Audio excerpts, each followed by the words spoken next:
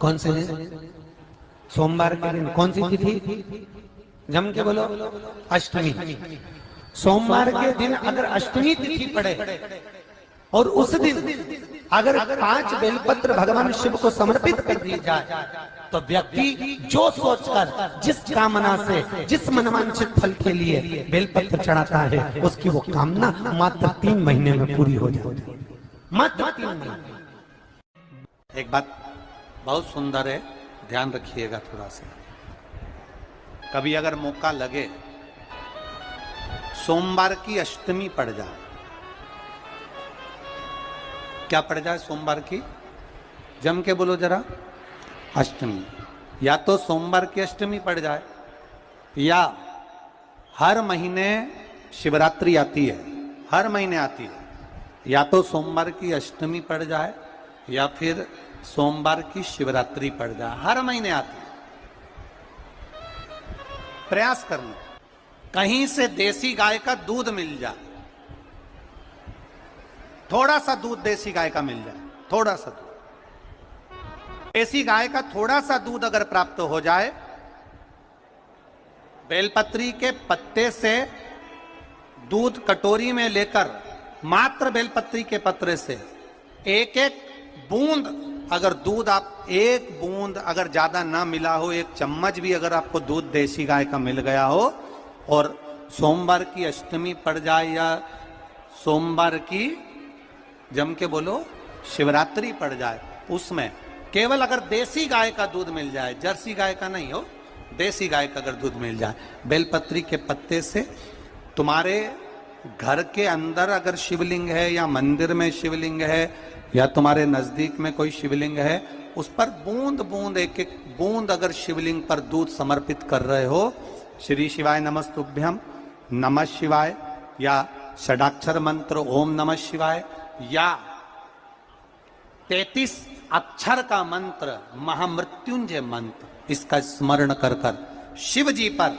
देसी गाय का दूध समर्पित कर कर इस बेलपत्री को अशोक सुंदरी वाली जगह पर अगर आप समर्पित कर देते हैं, फिर आप जिस भी चीज के लिए अप्लाई करें, मेरा देवाधिदेव महादेव आपका हाथ पकड़कर खींचकर आगे बढ़ा ही दे। मेहनत करना,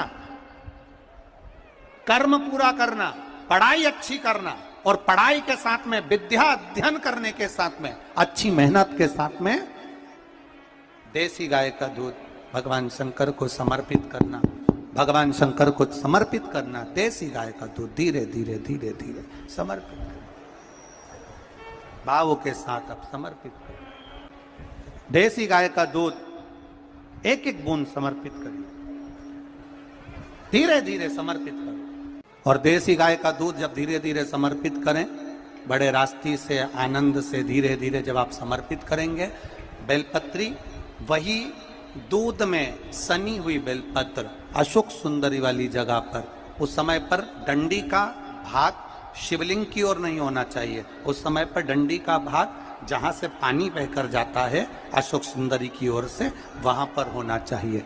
कार्य में सफलता मिलती ही है। शिव तत्व को धारण कर। सोमवार की अष्टमी का मतलब आपको इंदौर की कथा में बताया था, जिस दिन शंकर और पार्वती के मिलन का दिवस हो, और केवल एक माता पार्वती के अकेले मिलन का नहीं, 64 योगनिया तक भगवान शंकर से मिलने के लिए आती है। पीला चंदन लगा लेना। कितना लगाना है? बीच वाला जो पत्ता है उस पर पीला चंदन। जब आपको लगे कि मेरा जीवन बहुत कष्टमय है, अब ये रोग, अब ये कष्ट दूर ही नहीं हो रहा, अब ये आए दिन तकलीफ पर तकलीफ बढ़ती जा रही है, आए दिन रोग, बीमारी, पैसा घर में बच नहीं रहा, बहुत कष्टमय जीवन है, इसमें लगाओ पीला चंदन बेलपत्री की बीज पत्ती पर।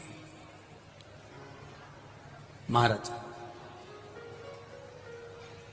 और बीज पत्ती पर जब चंदन लग जाए, लगने के बाद में ये दोनों पत्ती पर लाल चंदन लगा लीजिए।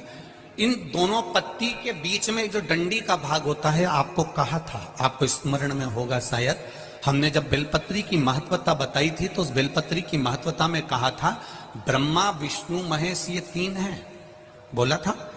बीच में ये बड़ी पत्ती से लेकर जो 2 पत्तियां होती हैं, इनके बीच में जो जगह बचती है, इसमें मां पार्वती के 64 योगनियां, मां पार्वती अपनी पूर्ण सिद्धि के साथ में जितनी भी देवी के स्वरूप हैं, वो माता 64 योगनियां देवी के स्वरूप में यहां पर विराजमान होती हैं। 2 पत्ती के नीचे से जो डंडी होती है नीचे तक, ये पूरी डंडी में 33 कोटि देवी देवताओं विराजमान होते हैं इस पूरी डंडी के अंदर।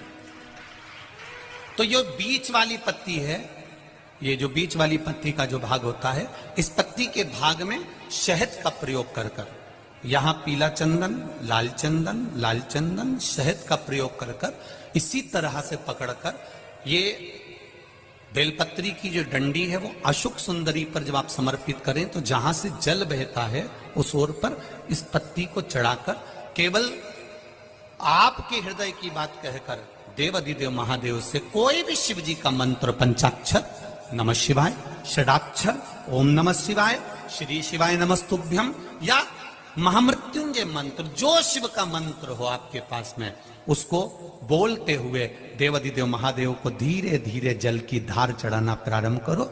जल की धार जब पूर्ण होने लगे, उसमें थोड़ा जल बचे, तब अशुक सुंदरी पर जो तुमने बेलपत्र चढ़ाई है वहां उस जलधार को चढ़ाएं। ये प्रयोग आपको केवल सोमवार की अष्टमी पढ़ने पर ही करना है। कौन से दिन करेंगे? जम के बोलिए जरा।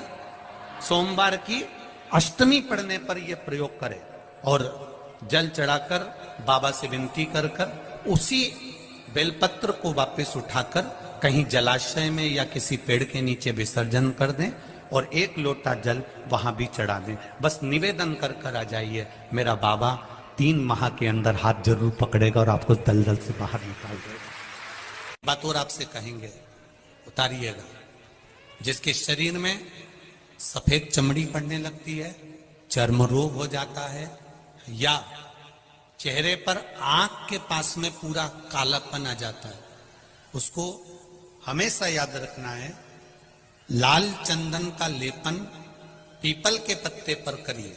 काय पर करना है? पीपल के पत्ते पर लाल चंदन का लेपन करिए। लेपन कर कर सोमवार की अष्टमी के दिन उसको लेपन कर कर वापिस निकाल कर शंकर भगवान पर उसका धीरे धीरे त्रिपुंड बनाकर लेपन करना प्रारंभ करिए। जब आप त्रिपुंड बनाकर लेपन करना प्रारंभ करें, उसके बाद उस चंदन को जो सोमवार की अष्टमी है तब निकाल कर लिया है और निकाल कर लाकर उसको डब्बी में रख लें। उस चंदन का प्रयोग चर्म रोग के स्थान पर थोड़ी थोड़ी मात्रा में करना प्रारंभ करें, पानी के साथ मिलाकर। परंतु उस चंदन को केवल 6 से 7 दिन में प्रयोग करिएगा, ज्यादा नहीं। धीरे धीरे चमड़ी, परंतु उसको सोमवार की अष्टमी के दिन सिद्ध कर कर बनाना है। उसको सोमवार की अष्टमी के दिन चढ़ाना है श्री शिवाय नमस्तुभ्यम या ओम नमः शिवाय या पंचाक्षर मंत्र या महामृत्युंजय मंत्र, जो आपको आता हो, शिव जी का जो नाम आपको याद हो उसको बोलकर चढ़ा दो।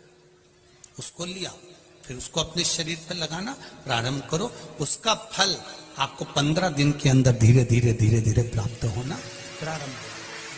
लाल चंदन का प्रयोग शिव जी के लिए अवश्य। सोमवार के अष्टमी के दिन अशोक सुंदरी वाली जगह, सबको मालूम है ना अशोक सुंदरी की जगह, अशोक सुंदरी वाली जगह पर 7 हल्दी की बिंदी रख दी जाए।